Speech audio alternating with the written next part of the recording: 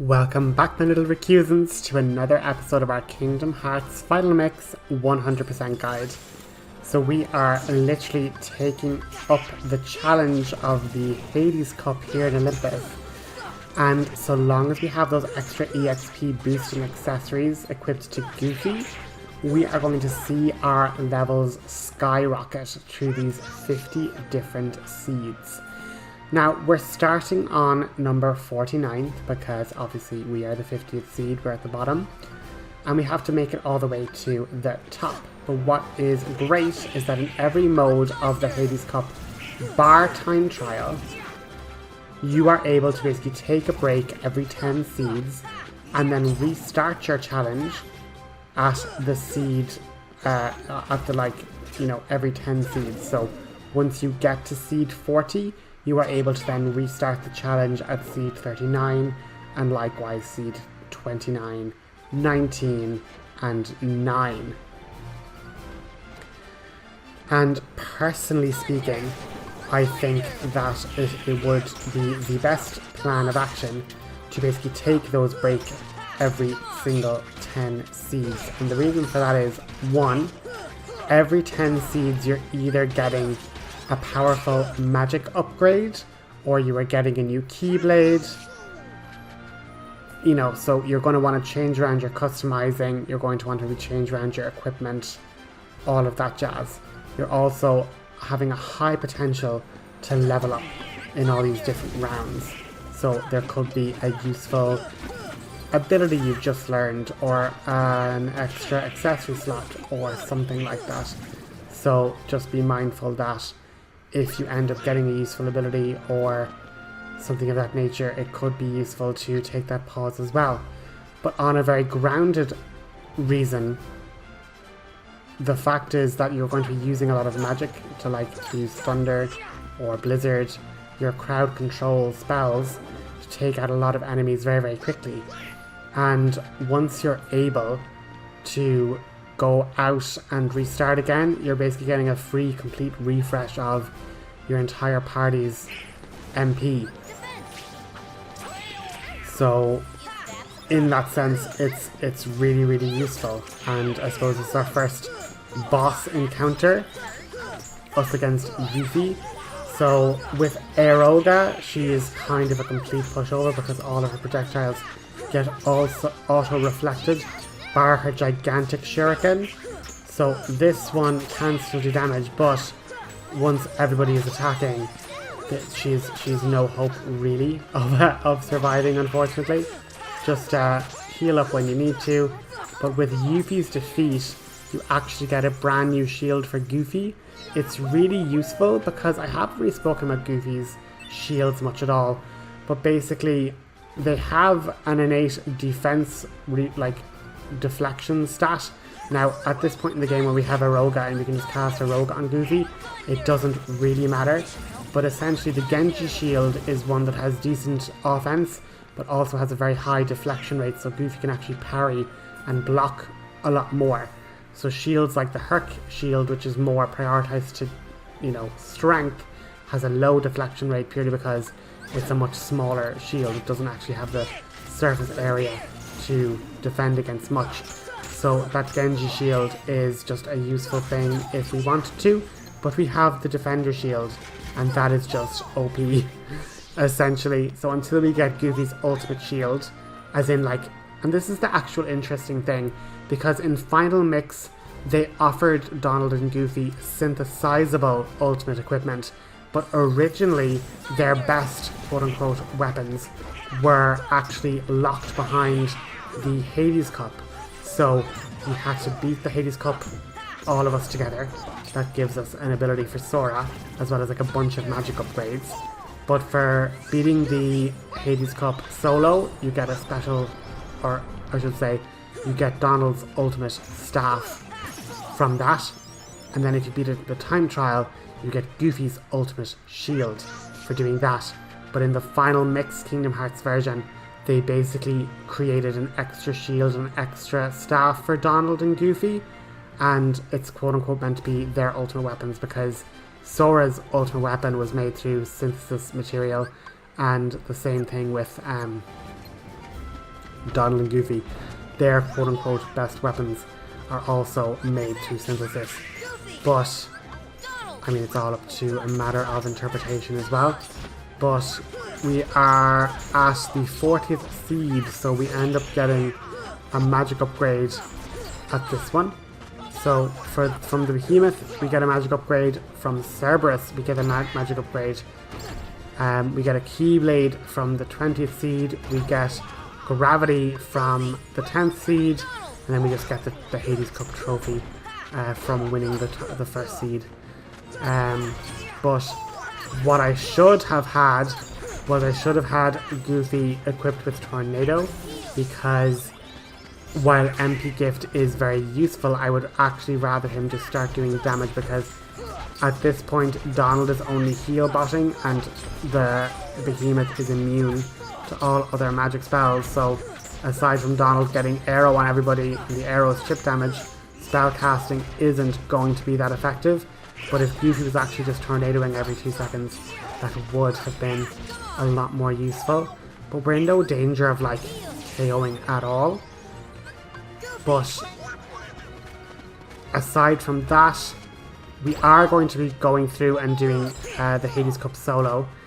I'm going to kind of ×2 speed that, so like these battles in normal mode are kind of to show you guys that this is kind of how you can get through these particular fights. But for the solo run, since we've already seen the normal one, I'm just going to be putting it at double speed and you can take a look at it at your leisure, essentially. But this is one of the best tournaments for magic spells. Like, we get so many of our spells fully leveled up, which is brilliant. But so far, from the Dalmatians we have Aroga, from the Princesses we have Faraga. We're able to actually go to, and I'm going to this episode wander back over to Hollow Bastion, because I missed out on collecting our Cure upgrade. So obviously having Curaga would be an amazing boost to just our arsenal. It would be great. And once we get that, then our healing is doing the maximum. We're going to get Blizzaga from the Behemoth. We're going to be getting Thundaga from Cerberus, Graviga from Hades, and then we're going to have to just fly over and beat a super boss for the final Stopga spell. And what's super cool is that when it comes to shields from Donald and Goofy, they're actually so synchronized. So like I've said, we're going to have to be hunting down wizards, because Donald can get a weapon from them, the wizard's relic, just the same as Goofy can get the defender's shield, which we already have. Donald and Goofy also have synthesizable weapons that are in a pair. They have the rewards from the Hades Cup, which are in a pair, and they also have dream weapons that are in a pair. So once we have the Ga version of all of the spells, we are able to return to Merlin and collect the Dream Rod for Donald. Now the only unfortunate thing is, basically by this point, realistically, you're probably going to have Save the Queen, which is Donald's ultimate weapon, like quote unquote from the Hades Cup version of their ultimate weapons. So the Dream Rod is outclassed, but it is just really poetic that Donald can wield the dream weapon that Sora started with. So there's just a kind of beautiful poetry there that I enjoy, them wielding the dream weapons, even if they're not quote unquote the best stat wise, but I just like it thematically that Sora has like the Kingdom Key and then Donald and Goofy are decked out in the dream weapons. Just seems really cool for me. But leave a comment in the description, or leave a comment in the comment section. Do you guys rather collecting weapons for the aesthetic and having your character use them, or do you purely min-max for certain things, or what would your decision be for Donald and Goofy's layout? Do we just go with their best offensive, their best balanced one, or just the one that looks the coolest, even if it isn't necessarily the most powerful? It's a bit like me with Oathkeeper. Like, there are better Keyblades, strictly speaking, but I just love its, you know, storyline importance, that I kind of would rather use that over, for example, Divine Rose or other later stage Keyblades that could be seen as quote unquote better. But like sometimes it's just nice to have it for the aesthetic, you know? So with the behemoth defeated, we get Blizzaga. And at this point we're going to be doing our first reset. But this is actually for multiple reasons, because essentially we're going to be doing another putting out of the braziers. You might recollect that many an episode ago we put out all these braziers with the Blizzara spell. And what you're able to do now is you're able to basically put them out with the Blizzaga magic. And since we've put it out with Blizzaga magic, we now get a better treasure chest to appear. And as I said, if you had have only put them out with Blizzaga magic, we would have gotten the reward for Blizzara and Blizzaga together. The two chests would have spawned. But yeah, make sure you put them all out. I kind of missed this one. Once all of them are put out with Blizzaga magic, a little blue chest appears over here. And we end up with the Shiva belt, which is essentially the MP bonus to these kind of belts. So you have 40% ice resistance and you have 2 MP. The Ifrit belt is basically a ton more strength and 40% resistance to fire, kind of like the Dream Sword. And then you have the lightning resistance one that boosts AP a lot. But go to the library and speak with Aerith. She basically has a collection of the Ansem reports. Now what you'll notice is we actually don't get the trophy for collecting all the Ansem reports because certain secret bosses have them hidden. So we're going to have to go hunt down those other secret bosses to make sure we collect all of Ansem's reports for that sweet, sweet trophy and our story time later on. But you have to speak to Aerith not once, not twice, but thrice, and then she will give you the power of healing, and we have our third tier, magic. So hopping back, we're like literally on the cusp of level 60, it's so funny. So yeah, hopping back into the games, level 60 about to land, and like you guys will remember, every 12 levels we get MP. So with level 60, our 5th and final MP of the game will be ours. We're not going to be getting any more as far as I'm aware. But again, with the Shiva belt and all these different accessories giving us plus 2 MP, we just have such strong magic power that once we get Thundaga, like the fights in the Colosseum become very trivial. The only issue I'm tending to find now is that we need to have a good mixture of high enough strength as well as high enough MP, because we need the MP to be able to one-shot all the mobs, but we need high strength because when it comes to time trial, we only have 20 minutes to defeat all of these different mobs. So the mobs can take a lot of time, but what can eat up way more time is if you're spending ages on the boss fights. And I mean like the behemoth fight, there's a Cerberus fight. So like there are lots of bosses that can just eat away minutes. And even if you're saving tons of time by just putting 1 or 2 Thundagas out there and completely obliterating the mobs, you need to be able to get through behemoth, get through certain other fights as quickly as possible, or you're going for another time. And unfortunately, I'm going to just be uploading my completed correct run through. I'm not going to be putting up the failed ones. I think it is just a waste of time for you. But what I will say while I kind of just have this montage going is that the 2 failed attempts, I am glad they happened, purely because they allow us to get so many extra levels. That it's really good just to get those extra level ups. because again, we're fighting so many rounds, and the time trials got very close. I got to like the second to last round, so I basically did the entire tournament 2 extra times, and given that we're doing them with all these EXP boosting accessories, I essentially got nearly like 10-14 more levels just doing that. And what will be great in future episodes is just the fact that with that high level advantage, certain other secret bosses and things like that are just a lot easier. And I know like a lot of guys might say, oh, recommended for challenge, you know, do it at like level 50, and maybe I'm doing them at like level 80, 75. And that is over leveled. But at the same time, it's like we're trying to win 100% the game, so let's not make it any more difficult than it needs to be. And if that just means hopping along, doing these fights where like that green Requiem's like literally giving 125 EXP.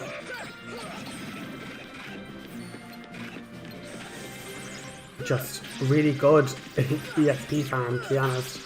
Like each and every round of the cups is just giving such good EXP values.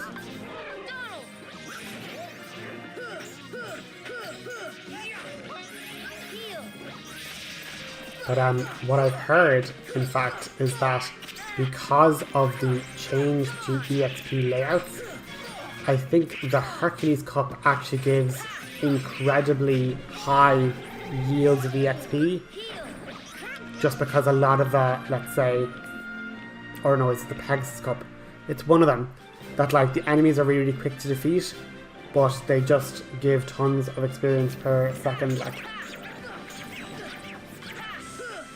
And it's times like this where I'm like, why did I get rid of Ripple Drive? One, like, 3-hit combo would have blown up a powerful Ripple Drive that would have taken out all these enemies. But like, that's the one thing I'll say about the Hades Cup, it's an endurance challenge. Like, the enemies we're fighting aren't going to be overwhelmingly difficult or, you know, cause us a lot of duress. They're just good amounts of EXP, and Donald and Goofy are going to be getting buffed up, so like, let's not give out about it, you know? Seed 32, so we're getting there, and as I say, whenever you have a fight with wizards, like, again, I never do it in the earlier bits, but like, don't be afraid to cast stop on them. Just stop, take them out, because I can guarantee you running stop and having them stand still for about 5-6 seconds is a time save compared to them teleporting, doing this, becoming invincible with lightning. You know, it 100% is quicker just to stop, hit them all a couple of times, and within that 8 to 10 seconds they'll then blow up, and that'll be it. So guys, if you're watching, just cast stop on everything, hit the different wizards, and hopefully when the stop spell ends, they will all just explode and you'll be free. But we haven't seen this particular enemy yet. It is actually in the world that Ansem has retreated off to, the world of darkness. So we will find these enemies a bit later on. But we will get there once we go through and finish off this tournament and do it solo, and then do it 2 more times on time trial. So like, realistically, we've done 50 rounds just ourselves, we've gotten tons of level ups and stuff from that already. We then do it solo, which is another 50 rounds, and then we have 2 failed attempts at a time trial. So we've ended up doing the Hades Cup 4 times, and that will just spike levels no matter what way the level up curve is, but just it will cause exceptional speed up due to the fact that we've picked Nightfall, which lets our end game level up curve just get really quick, given the fact we're getting hundreds of EXP per simple kill, you know? But there is literally nothing new to Cerberus, only for the fact that we have stop now. So instead of him like going up and down and us trying to dodge, we can just tech him, stop him. And this is where, if Goofy had Tornado, he would have been rinsing through his HP way quicker. And so long as you're able to stop him, he's going to basically stay in a mode where he's not doing all the fireballs, he's not doing all this craziness. So long as you keep him stopped, you actually get more time to punish him and less time avoiding fireballs and dark pools of energy and all that jazz.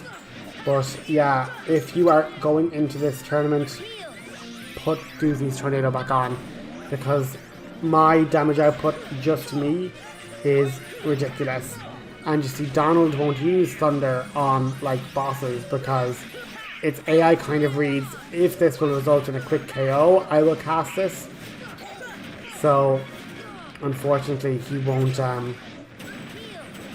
cast spells that much, but at least with Donald then we could get thunders and stuff from, you know, getting rid of mobs and stuff, so then we don't have to cast as many thunders. If we can kind of spec Donald to around 15, 16 MP, we'll be laughing. But like, that stop is just a powerful spell. It's just a pity that Goofy couldn't then just, while he stopped, do a full turn Tornado and just get us this win way quicker. But given that we're now low on MP, we're after getting to a new stage where we can start the, you know, combat mission from rank 30, and now we have Thundaga, we're just going to quit, go back to the lobby, refresh our, you know, few bits and bobs, and then we're going to basically ensure that we go back to the games with Thundaga shortcutted and just watch how much quicker this is going to be.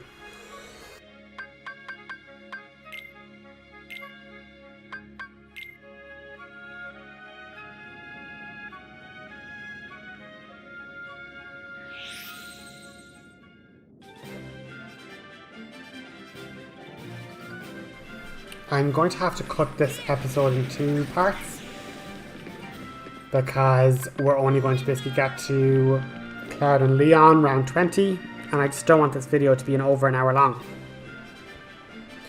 But you'll notice that now that we have Thundaga, all we need is Thundaga and Elixirs, and we will literally blitz through 9 of the 10 rounds going forward.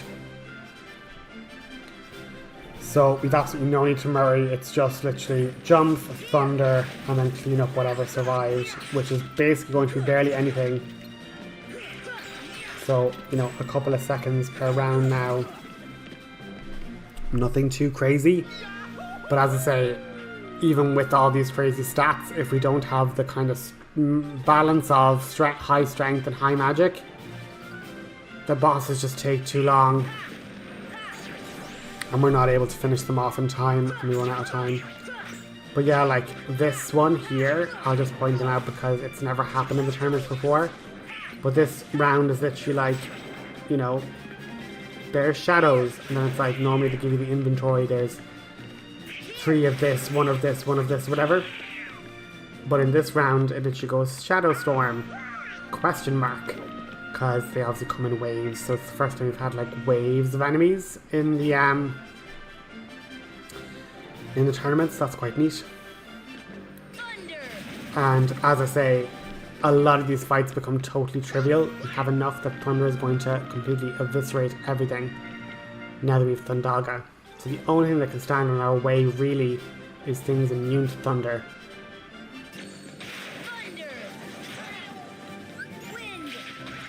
But yeah, this guy's fun. It's fun that like the normal armor and then the upside down armor, they all like get a little bit of a chime to shine again, you know. But so long as you've Eroga, they actually can't do any of their attacks because they can be deflected, so they will be deflected by Eroga as part of their magic situation. But make sure, even when you're wailing on the center, you have to basically make sure you're hitting all the other breakable parts first. And then, there we go, Donald gets another level up. We get more MP through MP gift. And we're edging one step closer to round 20 where we can have another restart. But again, like you're looking here and you're like, gargoyles, air pirates, it's like game over. They don't have invincibility frames, they don't have a way to avoid being absolutely thwarted by the power of Zeus himself, you know, it's quite fitting. Now, what I will say is these bad boys, these can withstand one. So again, don't waste 2 MP on it, but like get rid of most of the stuff and then just KO whatever's survived Thundaga. Odds are, if they've survived Thundaga, they haven't survived it by much.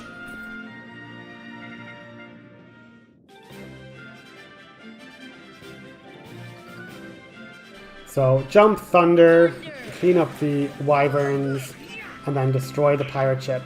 But like Oathkeeper and the fact that we have such good critical pluses, you know, don't underestimate a good owl air combo. It can do pretty good damage, you know. With that, we come to the dynamic duo themselves, Cloud and Leon reunited, and it feels so good. The Final Fantasy boys giving us a beatdown. Now, what I noticed is that I went for Cloud the first time here, and I Ponder is actually going for Leon quicker, purely because Cloud is so tricky, because he's like constantly getting blocks and getting iframes and all that jazz. Like, if we actually just focus down Leon, like Cloud will just be zipping around anyway, but like it feels like we're trying to fight Cloud, we're trying to get in between his like weakness points, and then Leon rushes in with like a swoop or something, and then it just throws off our mood. And now Cloud is like an invincibility thing, and it's kind of like, maybe if we just focused around Leon, then he's just taken out, and then we can kind of just bully Cloud now that there's nobody else running around interrupting us when we're trying to tech him, you know?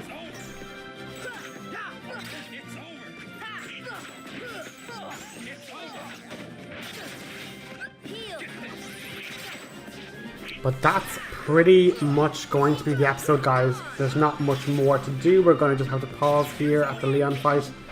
Again, restarts, we don't have to be using tons of elixirs. Like, we're literally getting a full mega elixir every time we get through the 10 rounds and can just, like, cancel it out.